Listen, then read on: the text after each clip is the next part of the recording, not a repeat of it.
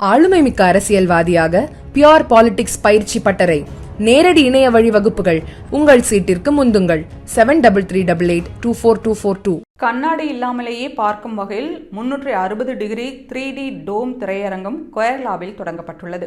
கேரளாவின் இடுக்கி மாவட்டத்தில் பிரபல சுற்றுலா தலமான மூணாறு உள்ளது. தமிழகம் மட்டுமன்றி பல்வேறு மாநிலங்களில் இருந்து சுற்றுலா பயணிகள் அங்கு வந்து செல்கின்றனர். மூணாறில் இருந்து மதுரை வரும் தேசிய நெடுஞ்சாலையில் அரசு தாவரவியல் பூங்கா அமைந்துள்ளது. அங்கு சுற்றுலா பயணிகளை கவருவதற்காக புதிய 360 டிகிரி 3D டோம் திரையரங்கம் தொடங்கப்பட்டுள்ளது.